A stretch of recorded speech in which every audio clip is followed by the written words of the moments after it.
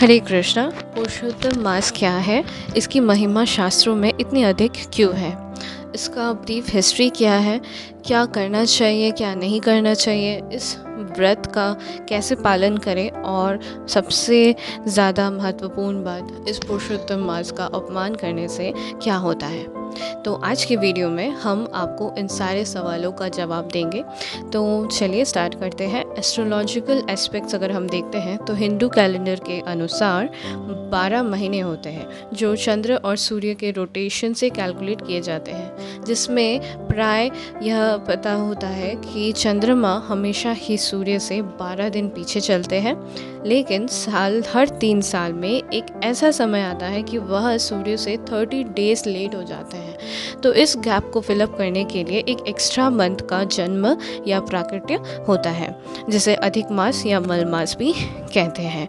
इसमें कुछ भी शुभ दिन नहीं होता क्योंकि सूर्य किसी भी राशि में प्रवेश नहीं करते। तो इसे पुरुषोत्तम मास क्यों कहा जाता है? अगर इसमें कोई शुभ दिन नहीं है तो इसका नाम पुरुषोत्तम कैसे पड़ा? भगवान की बनाई सृष्टि में हर एक चीज़ की पर्सोनिफिकेशन फॉर्म होता है।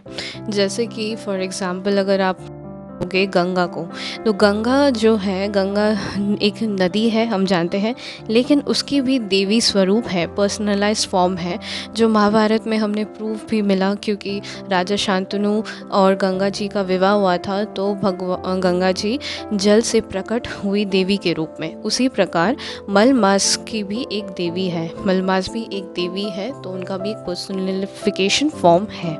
जब सभी उनका अपमान कर रहे थे, प्राकृतिक होते ही सबने उनका अपमान किया क्योंकि उनमें कोई शुभ दिन नहीं था और किसी ने भी उनको एक्सेप्ट नहीं किया, उस सब ने उनको मल मास कहा। मल मास का मतलब वही होता है कि स्टूल मास, मतलब इसमें कुछ भी फ़ायदा नहीं है। तो वह बहुत ही दुखी हो गई थी और वह भगवान विष्णु के पास गई और उनसे शरण मांगा। उन्हें दुखी देखकर भगवान विष्णु उनका हाथ पकड़कर गोलोक वृंदावन लेकर जाते हैं और श्री कृष्ण से मिलाते हैं। जब वह गोलोक पहुंचते हैं तो कृष्ण अपने सखियों से बात करते रहे थे और सभी और खुशी और आनंद ही था। जहाँ भगवान स्वयं हो वहाँ दुख नहीं होता, इसीलिए हमें ट्राई करना चाहिए कि जितना भी हो सके हम नाम जप करें ताकि भगवान हमें भी अपने पास गोलोक वृंदावन में ले जाए। तो श्री कृष्ण ने दुखी देवी को देखते हुए विष्णु से पूछा कि आप किसको लेकर आए हैं मेरे पास? तो विष्णु जी बताते हैं कि यह अधिक मास है, इनका किसी ने भी स्वागत नहीं किया और सब ने इनका अपमान किया है और यह बहुत दुखी है। तब श्री कृष्ण ने वरदान देते हुए कहा, आज से तुम्हें कोई भी मल मास नहीं कहेगा, बल्कि आपको सब मेरे नाम से पुकारेंगे पुरुषोत्तम मास। सब मेरे नाम से आपको पुरुषोत्तम मास पुकारेंगे। मेरी सारी भक्ति इसी मास में होगी और मेरे जितने भी भक्त हैं वह इस महीने में कठोर व्रत करेंगे, तपस्या करेंगे, नाम जप करेंगे, दान आदि करेंगे।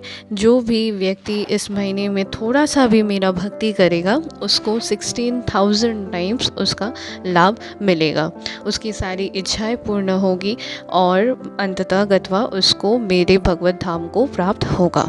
इतना ही नहीं, भगवान ने इस देवी से विवाह भी किया। यह महीना कृष्ण को अत्यंत प्रिय है। भगवान ने यह भी वचन दिया कि आपका जन्म प्राकट्य महान दैत्य हिरण्यकशिपु को मारने के लिए हुआ है। मैं जब भी नृसिंह अवतार लूँगा तो आपके ही सहारे मैं उस दैत्य को मारूँगा। तो हिरण्यकशिपु आपको पता ही होगा कि ब्रह्मा जी से वो बहुत सारे वरदान मांगते हैं, जिसमें वह कहते हैं कि ना वो दिन में मरेगा, ना रात में, ना आकाश में, ना पाताल में, ना घर में, ना बाहर में, ना किसी भी ब्रह्मा के बनाए जीव से, ना अस्त्र से, ना शस्त्र से। और उसमें और एक था कि वह भगवान के बनाए हुए किसी भी महीने में नहीं मरेगा। तो इसीलिए भगवान ने अधिक मास और एक एक्स्ट्रा मंथ ऐड किया ताकि वह हिरण्यकशिपु को मार सके। तो यह मंथ एक्चुअली कृष्ण ने ही प्रकट्य किया था। तो देखा आपने कितना ज़रूरी है इस मंथ का पालन करना। तो चलिए अब जानते हैं कि हमें क्या करना चाहिए और क्या नहीं करना चाहिए। सबसे पहले सबसे अधिक नाम जप करना चाहिए, भगवान का कथा सुनना चाहिए और कथा बोलना भी चाहिए। तो hearing, chanting and remembering Krishna is most important. फिर हमें जितना भी हमारा श्रद्धा है, श्रद्धा अनुसार हम दान कर सकते हैं। भगवान की सेवा कर सकते हैं, अर्चना कर सकते हैं और लोगों को प्रसाद खिला सकते हैं। धाम में निवास करना बहुत ही उत्तम है। नहीं हो सकता है तो आप घर के सामने किसी भी मंदिर में होकर जाइए। सभी आचार्यों ने और भक्तों ने हमेशा ही पुरुषोत्तम मास या चतुर्मास में संख्या पूर्वक नाम जप किया है, तुलसी सेवा किया है, दंडवत प्रणाम किया है। इसका बहुत ही बड़ा महत्व है। तो संख्या पूर्वक नाम जप, तुलसी सेवा और दंडवत प्रणाम करना, भगवान के अष्टकम गाना, बहुत सारे भगवान के अच्छे अच्छे भजन हैं वह आप गा सकते हो। और इसमें नॉनवेज आइटम्स नहीं खाना है, कोई भी हाई प्रोटीन डाइट नहीं लेना है। बहुत लोग तो सिर्फ़ और सिर्फ बॉयल खाते हैं इस समय, ताकि वह बहुत से सबसे ज़्यादा साधना कर सकें। सो बेसिकली सबसे इम्पॉर्टेंट यही है कि हम अच्छी तरह से साधना कर सकें, भगवान को हमेशा याद रख सकें और कभी भी उन्हें ना भूलें। तो अब हमें यह सब करना तो चाहिए, लेकिन आपका जितना भी हो सकेगा आप उतना ही व्रत का नियम लीजिएगा, क्योंकि अगर हम नियम तोड़ देते हैं तो उससे भी अपराध होता है। अब हमें क्या नहीं करना चाहिए? किसी भी इंसान की निंदा नहीं करनी चाहिए, क्रोध नहीं करना चाहिए। किसी भी वैष्णव का जो भी इस व्रत का पालन कर रहा हो उसका अपमान बिल्कुल भी नहीं करना चाहिए। भगवान और शास्त्र का अपमान तो बिल्कुल भी नहीं करना चाहिए। निंदा और प्रजल्प हमें हमेशा ही भक्ति से दूर रखता है, तो इससे हम ट्राई करें कि हम ना करें। सो मैं भी ट्राई कर रही हूँ, आप सब भी ट्राई कीजिएगा। जितना हो पाए उतना ही आप करिए। इसमें कोई भी हार्ड एंड फास्ट रूल नहीं है कि आपका सामर्थ्य नहीं है या फिर आपकी शक्ति नहीं है, हेल्थ ठीक नहीं है ना आप ये सारे चीज़ें करें, ऐसा ज़रूरी नहीं है। But basically the most important is hearing, chanting and remembering Krishna.